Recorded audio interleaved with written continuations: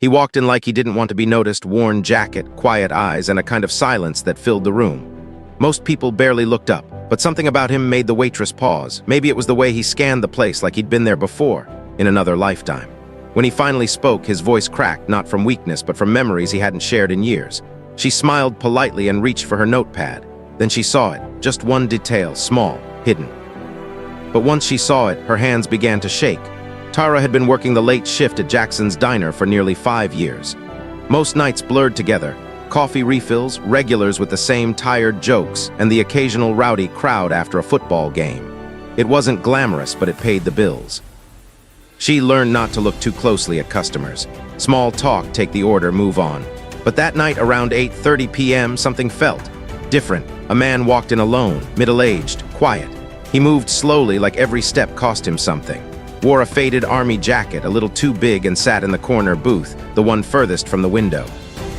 He didn't ask for a menu, just said steak medium, no sides, water. There was something in his tone that made her look up. His eyes, deep, tired, and unreadable, stayed fixed on the table. Tara nodded and turned to walk away, but before she left the table, she saw it. A silver bracelet on his wrist, not flashy, old, but etched with a name and a military unit. That's when her breath caught, because she recognized it. And there was no way she should have. Tara stood frozen for a second too long. She knew that bracelet, not the design, the inscription. KM Washington, 24th Infantry, 2004. Her father had told her that story more than once, always in a low voice when he thought she wasn't really listening. It was the name of the man who had saved her father's life in Iraq.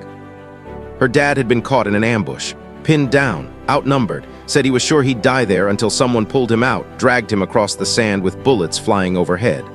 That man had been listed MIA. They never found his body, just gone.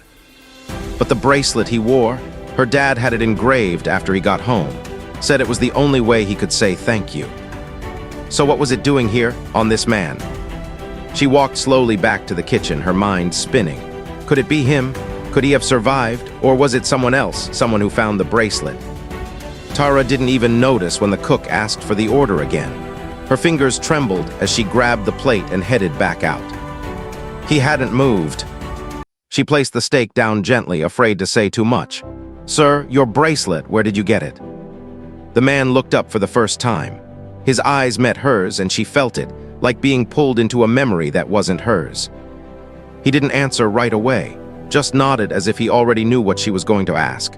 Then finally he said, "I gave it to a man who needed to believe I was gone." Tara sank into the seat across from him, stunned. "You're KM Washington," she whispered. He nodded, "Used to be." Her mind raced. "My father, he told me you saved him. He thought you were dead," the man finished. "That was the point." He looked out the window, eyes heavy with years. "After the war, I couldn't go back, not to the noise, the praise, the guilt. I disappeared. Gave the bracelet to your father before I walked into the desert. I never meant for anyone to find me." Tara swallowed hard. Her father had worn that bracelet for over a decade. Every time he talked about it, his voice cracked. "He thought you were a ghost," she said. "He grieved for you." The man didn't flinch. "We all grieve for something. Sometimes it's easier to be forgotten." For a long moment, they sat in silence. Then he did something unexpected, slid the bracelet off and pushed it across the table.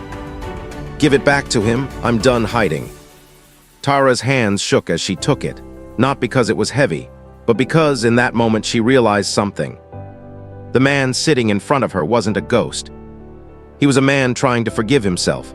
Tara returned home that night in a daze, bracelet wrapped in a napkin in her purse. Her father was half asleep in his chair when she walked in. She didn't speak, just handed it to him. When he unwrapped it, his face changed, first confusion, then disbelief, then something deeper. "Where did you get this?" She told him everything, every word. Her father didn't say anything for a long time, just held the bracelet tight like it was a heartbeat. "He's alive," he whispered, "all these years." That week, her father closed the diner for the first time in years and went out west. Said he had something to return and someone to thank. Tara never saw the man again. No social media, no phone call, just silence, and yet she wasn't surprised. Some people don't want to be found, but others just need someone to see them. Would you have recognized him?